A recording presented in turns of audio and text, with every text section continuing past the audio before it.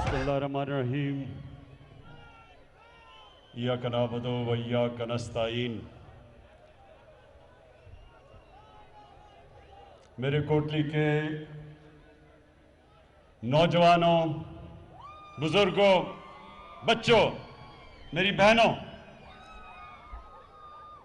पहले तो इस शानदार इस्तकबाल का मैं आपका शुक्रिया अदा करता हूं। उसके बाद मैं फिर से, पहले भी मैं कोटली में आपके सामने एक बात की थी, मैं आज फिर दोहराता हूं।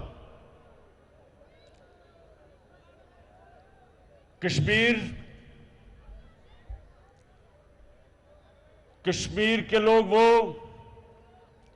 जो 150 साल से अपनी आजादी की जंग लड़ रहे हैं।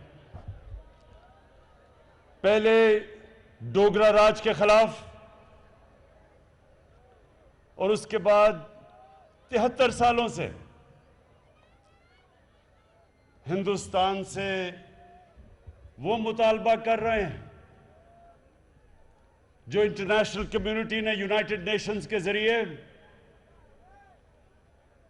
सिक्योरिटी काउंसिल की रेजोल्यूशन पास की कि कश्मीर के लोगों खुद फैसला करेंगे कि क्या वो हिंदुस्तान के साथ रहना चाहते हैं या पाकिस्तान के साथ रहना चाहते हैं। तो मैंने कोटली में पहले कहा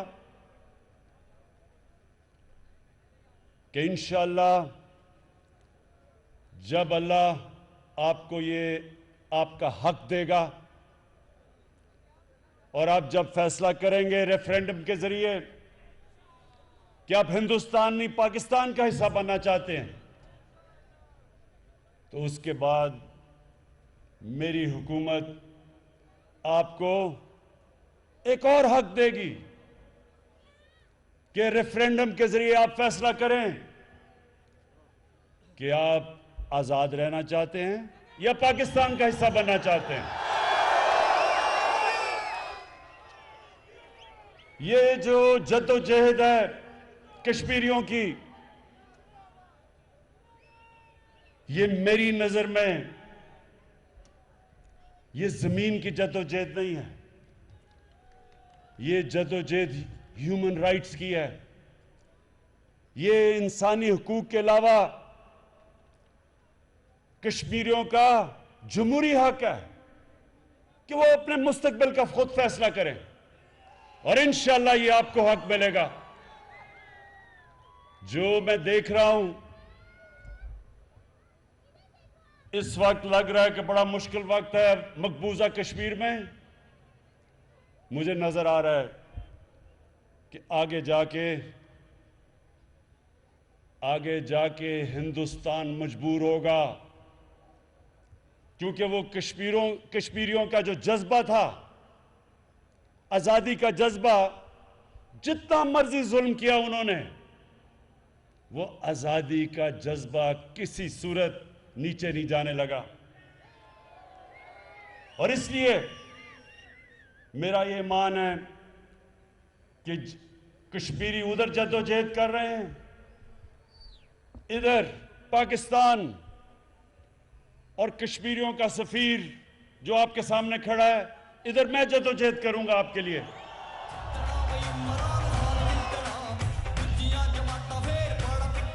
हर फोरम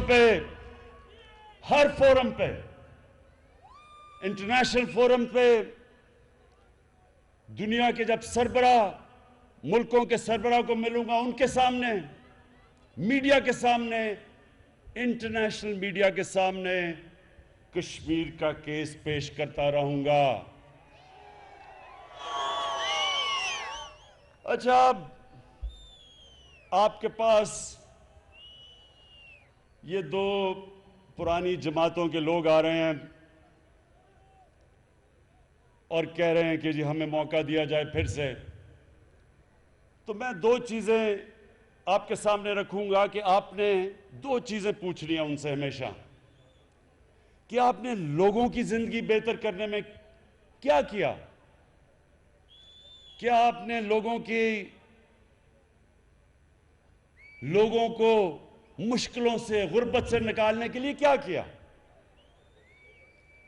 और दूसरी चीज आपने पूछनी है कि 5-5 साल आपको मिले थे, 5-5 साल आपको हुकूमत में मिले थे, कितना आपने दुनिया में जाके कश्मीरियों का केस लड़ा? पूछे उनसे। केस लड़ना तो दूर की बात, वो नरेंद्र मोदी जिसने कश्मीरियों के ऊपर सबसे ज्यादा जुल्म किया, जब से बीजेपी का दौर आया सबसे ज्यादा कश्मीरियों पर जुल्म हुआ। पैलेट गन्स इस्तेमाल की गई, नौजवानों को अंधा किया गया, हर दूसरे दिन कश्मीरियों की कुर्बानी ली गई।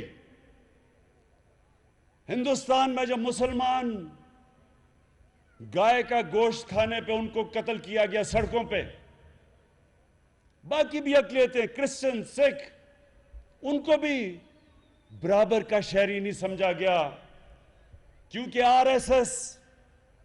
आरएसएस की एक आइडियोलॉजी है। वो समझते हैं, जो आइडियोलॉजी जो हिंदुत्व, वो समझते हैं कि बाकी शहरी, जो बाकी अकलियतें, बाकी दीन, वो उनके बराबर के नहीं हैं।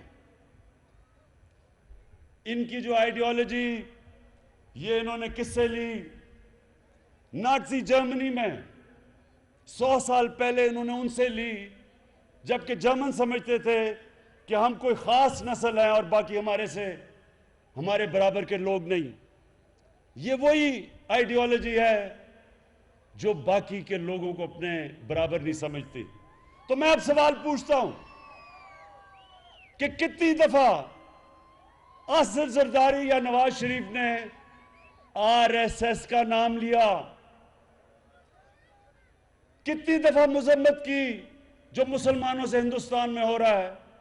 और कितनी दफा इन्होंने इंटरनेशनल फोरम पे ये आरएसएस के नजरिए जो कश्मीरियों को कुचल रहा था, कितनी दफा इन्होंने उसके खिलाफ अपनी आवाज उठाई? क्यों नहीं उठाई? आवाज उठाने तो दूर की बात है, उसकी मिन्नतें करके नरेंद्र मोदी को शादी पे बुलाया गया आपने, और फिर मिन्नतें करके उसके जब नरेंद्र मोदी प्राइम मिनिस्टर बना था वहां गया, हुर्रियत के लीडर्स को नहीं मिला, कश्मीर की बात नहीं की। फॉरेन सेक्रेटरी थी पाकिस्तान की, उनका टीवी इंटरव्यू है, फॉरेन सेक्रेटरी पाकिस्तान की कहती हैं कि हमें हुक्म था कि हिंदुस्तान की आपने तनकीद नहीं करनी। तो ये क्यों था? क्यों ना जरदारी बोलता था, ना नवाज शरीफ बोलता था? तो अब ये जरा गौर से आपने मेरी बात सुननी है कि ये क्यों था। मैंने, नौजवानों, आपके पास मोबाइल फोन है, एक गूगल कर सकते हैं जो मैं अब आपको बात बताने लगा हूं। मीडिया के लोग भी हैं, सहाफी भी हैं, जरा सबको मैं ये सुनाना चाहता हूं। एक किताब है, उसका नाम है the way of the world. किसने लिखी? उसका नाम है Ron Suskind. The way of the world, Ron Suskind. इस किताब पे 292 सफ़े के ऊपर चौथे पैराग्राफ पे एक चीज लिखी है, वो मैं चाहता हूं गौर से सुने। आपको पता चलेगा कि क्यों नहीं बोलते और ना बोलेंगे हिंदुस्तान के खिलाफ, नरेंद्र मोदी के खिलाफ। उसमें वो लिखता है, ये जरा गौर से सुने आप बात, कि बेनजीर भुट्टो, ये 2007 की बात है, वो अपने बेटे को टेलीफोन पे बता रही हैं कि कितने पैसा उनके कितने बैंकों में, जो बाहर बैंक हैं उनमें पैसा पड़ा हुआ है, उनको नोट करवा रही हैं अपने बेटे को, बिलावल को, कि इन बैंकों में हमारे बाहर पैसे पड़े हुए हैं, और ये कौन रिकॉर्ड कर रहा है? ये बाहर की एजेंसीज कर रही हैं। और फिर वही एजेंसीज इसको सामने रखते हुए उसी किताब में आ गया है कि वो बेनजीर भुट्टो और जनरल मुशर्रफ का समझौता करवाते हैं, जो जनरल मुशर्रफ ने एनआरओ दिया। इससे आपको क्या चीज पता चलती है कि अगर किसी भी पॉलिटिशियन का पैसा, चोरी का पैसा मुल्क से बाहर पड़ा हो, तो ये सारे जो बाहर के मगरब के मुल्क हैं उनको पता होता है, और वो इस इल्म से कि उनको पता है पैसा किधर है, वो कंट्रोल करते हैं आपको। और उसी किताब में बाद में लिखते हैं कि क्योंकि उनको पता था कि इनका पैसा बाहर किधर किधर पड़ा हुआ है, इसकी वजह से उन्होंने प्रेशर किया जनरल मुशर्रफ से समझौता करने का। क्योंकि वो दिन थे जब एक वुकला की मूवमेंट चली हुई थी, इलेक्शन का बॉयकॉट करने जा रहे थे 2008 में, एपीडीएम की जमातें एक तरफ थी, तो तब उन्होंने पीपल्स पार्टी को जनरल मुशर्रफ के साथ समझौता करवाया। और हम सारे थे एपीडीएम में, हम कह रहे थे चीफ जस्टिस को निकाला, उसको बहाल करो, हम इलेक्शन नहीं लड़ेंगे। हमारे साथ नवाज शरीफ भी था, 3 दफा उसने बैठ के हमारे साथ इलेक्शन का बॉयकॉट किया। ये सब रिकॉर्ड पे है। और उसके बाद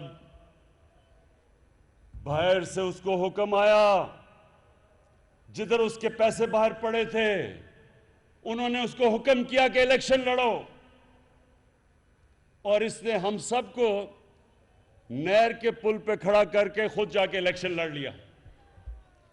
तो इससे कोटली के बाशऊर लोगों, समझने की बात है। आपके कितने लोग बाहर मैनचेस्टर, इंग्लैंड, कई, मैं कश्मीरी वहां से मिलता हूं जो कोटली से आए हुए हैं, वो सब समझते हैं इन चीजों को कि अगर आपकी चोरी की हुई जायदाद बाहर के मुल्कों में पड़ी है, उनको सब पता होता है और वो उसके जरिए कंट्रोल करते हैं। तो नवाज शरीफ ने भी इलेक्शन लड़ा बाहर के हुक्म पे, इधर भी पीपल्स पार्टी ने भी इलेक्शन लड़ा, क्योंकि उनको पता था इनकी जायदाद किधर है। अब नरेंद्र मोदी से ये उसको क्यों साथ मिलाना चाहता था नवाज शरीफ? क्योंकि ये भी कश्मीर के लोगों सुन लो, कोटली के लोगों, जो हिंदुस्तान की लॉबी है बाहर और खास तौर पे अमेरिका में, वो इस्राइल के साथ मिलकर काम करती है, सबसे तकड़ी लॉबी है। उसको दोस्ती इसलिए कर रहा था नरेंद्र मोदी से कि वो इसकी मदद करे, अगर इनके जो पैसे बाहर पड़े हैं वो बच जाएं। तो ये जो नरेंद्र मोदी मुल्क को बुरा भला कहता था, पाकिस्तान की आर्मी चीफ जो उस वक्त रहील शरीफ थे नवाज शरीफ के जमाने में, उसको दहशतगर्द कहता था, पाकिस्तान को टेररिस्ट स्टेट कहता था, हर जगह पाकिस्तान को आइसोलेट करता था। लेकिन मुल्क का वजीर आजम उसको शादियों पे बुलाता था, उससे दोस्ती करता था। सो इसलिए सुन लें कि ये जो हमारे मुल्क पे पिछले दौर जुल्म हुए हैं, इन दोनों के 10 सालों में मुल्क में हमारा जिसको हम अपना एलाई कहते थे, हमारा दोस्त, वो यह बमबारी करता था, ड्रोन अटैक्स करता था। पाकिस्तान में ड्रोन अटैक्स होते थे, दोनों हुकूमतें, आसिफ जरदारी और नवाज शरीफ, दोनों मजम्मत करते थे और अंदर से दोनों ने इजाजत दी हुई थी। मेरे होते हुए क्यों नहीं कोई ड्रोन अटैक होता?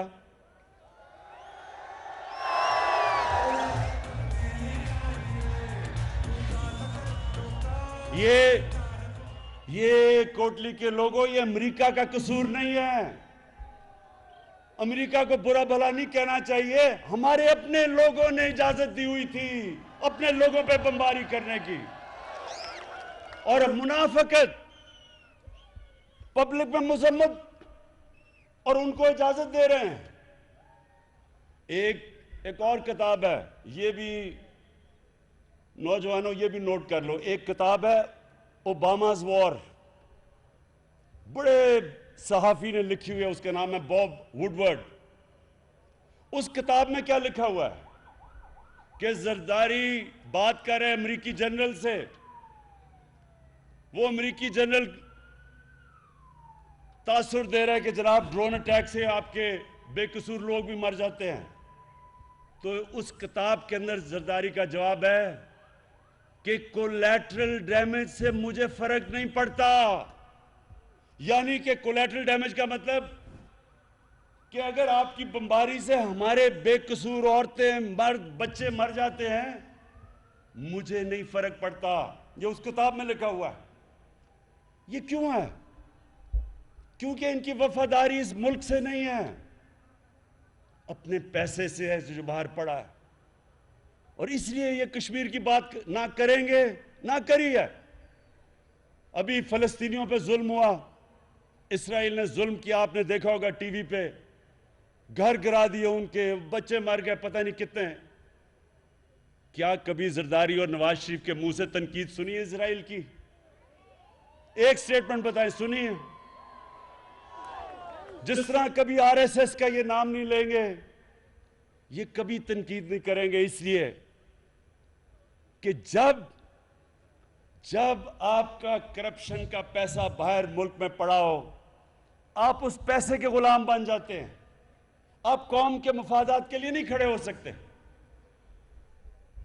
और कोटली के लोगों, दूसरी चीज आपने ये पूछना है कि आपके होते हुए गुर्बत कम हुई कश्मीर में, आज़ाद कश्मीर में हुई कम?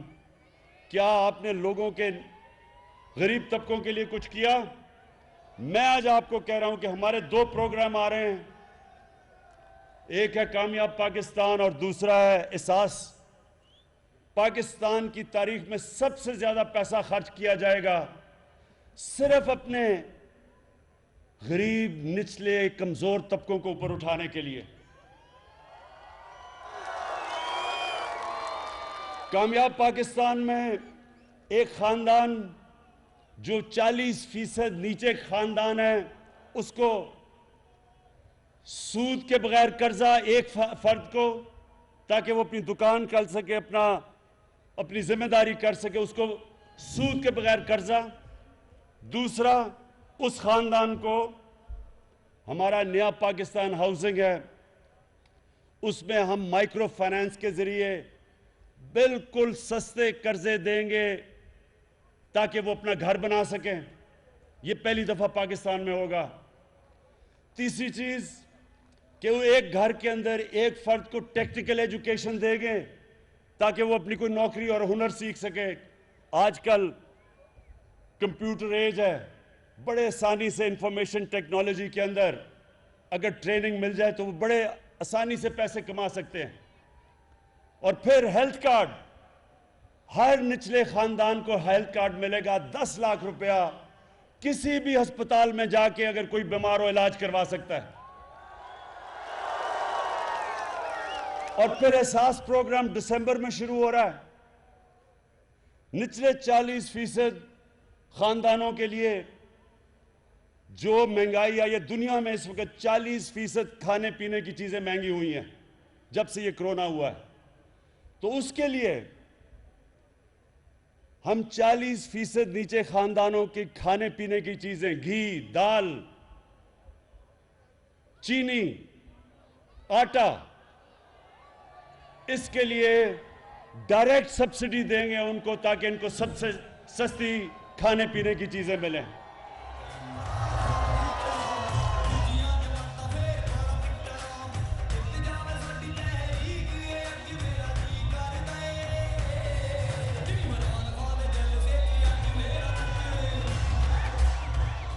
कोटली के लोगों,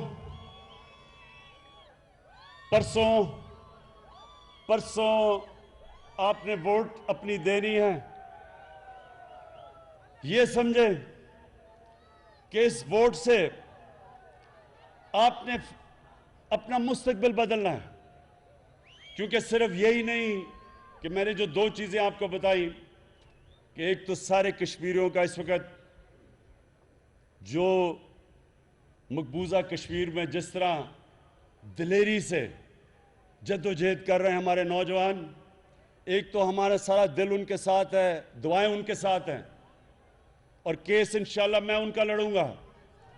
लेकिन दूसरी कि हमने अपने मुल्क में लोगों को गुर्बत से निकालना है, जिस तरह चाइना ने अपने मुल्क में लोगों को गुर्बत से निकाला पिछले 30 साल में। और उसके बाद जो मैंने कश्मीर में देखा है, हमने जब पख्तूनख्वा के 5 साल 2013 और 2018 के बीच में जब वो सूबे में सबसे तेजी से गुर्बत कम हुई थी पख्तूनख्वा में, उस एक वजह यह थी कि हमने वहां टूरिज्म बहुत तेजी से बढ़ाई। 5 सालों में टूरिज्म दुगनी से तिगनी कर दी पख्तूनख्वा में। उसी तरह आज़ाद कश्मीर, ये एक अल्लाह ने आपको खूबसूरत तरीन इलाका दिया है। अब इसके ऊपर हम इंशाल्लाह टूरिज्म पे जोर लगाएंगे और उसकी वजह से इंशाल्लाह आपके नौजवानों को बाहर नौकरियां ढूंढने नहीं जाना पड़ेगा।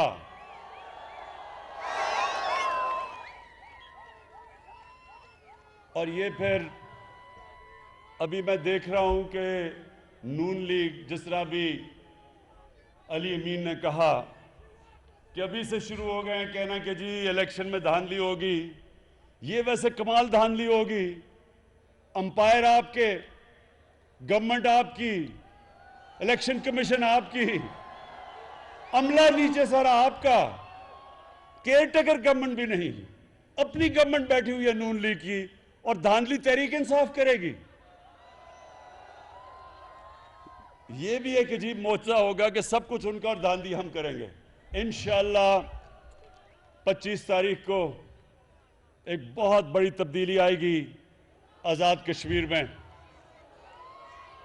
और उस तब्दीली के बाद फिर मैं कोटली में आके आपसे मुलाकात करूंगा। पाकिस्तान जिंदाबाद, कश्मीर जिंदाबाद।